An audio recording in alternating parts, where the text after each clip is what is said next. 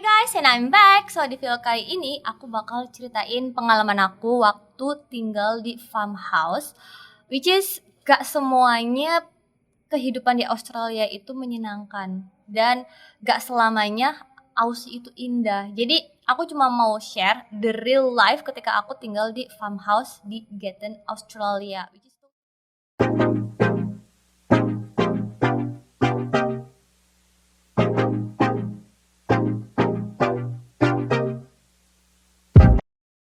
Well, waktu itu aku tinggal di daerah yang namanya Gatton. Jadi Gatton itu adalah rural town yang mana areanya itu adalah 42,8 km.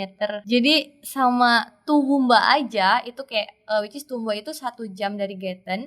Areanya Toowoomba itu 498. Bayangin, Gatton areanya hanya 42,8.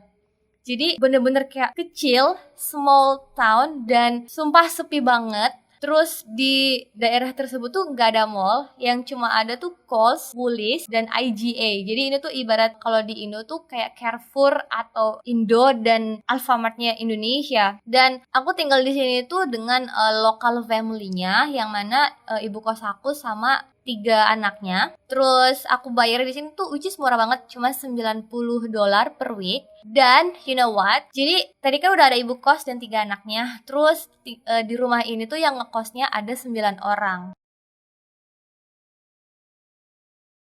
Dan tempat tidurnya cuma ada 5 bed. Which is tempat tidur ini sudah ditempati sama 5 cewek yang lainnya. Terus aku dan Monica, terus 2 cowok yang lainnya itu nggak kebagian room. Jadi kita berempat itu tidurnya di living room, ruang tamu, which is waktu itu lagi musim dingin, lagi winter, dan aku sering banget kebangun di pagi hari karena udaranya itu sekitar 1 derajat sampai 6 derajat. Bayangin, jadi aku bener-bener nggak bisa tidur. Padahal waktu itu aku udah pakai selimut, terus aku juga udah pakai bener-bener kaos kaki yang super tebel, sarung tangan, glove yang super tebal. Tapi kalian bayangin, si sofanya itu, couchnya itu terbuat dari kulit leather yang malah menyerap dingin. Jadi aku tidur di musim winter, tapi alasnya tuh ya udah bener-bener dingin. Jadi itu kayak kita udah mah sakit banget, terus dingin dan super dingin. Dan obat-obatan kita juga yang berupa oil itu membeku dan freezing. Dan kotanya tuh bener-bener kecil, jadi dipenuhi dengan pesawahan dan rumah-rumah juga jarang banget. Tipe rumahnya juga rumah-rumah panggung. Dan menurut aku it's boring kalau kamu typically orang yang extrovert person, karena bener-bener menurut aku nggak ada life sama sekali, tidak ada kehidupan. Terus kalau misalkan kita ketemu day off yang bareng-bareng sama teman-teman satu rumah farmhouse-nya, day off-nya kita tuh cuma bisa main di nature, di alam, cuma bushwalking, hiking, nongkrong di taman, terus atau misalkan kita cuma spend waktu leisure time sama anak-anaknya aja, anak-anaknya ibu kos yang ada di rumah, kita mainan sama mereka. Ya udah, nothing to do selain itu. Adopted. Mom adopted you. Stop, kids. You're both adopted. Not really good like this. No, you're adopted. Now you do it. No, you're adopted. Really? It's not toilet water.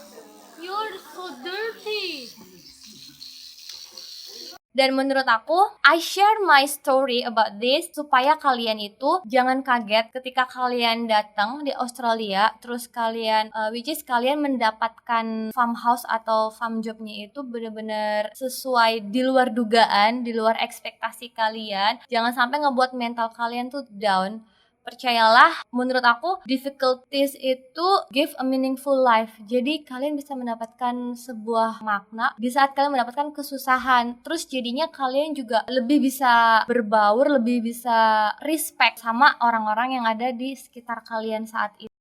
Karena ketika manusia diposisikan di tempat yang jauh dari zona nyamannya, ia akan mulai berpikir hal apa dan kegiatan apa yang bisa membuatnya bahagia.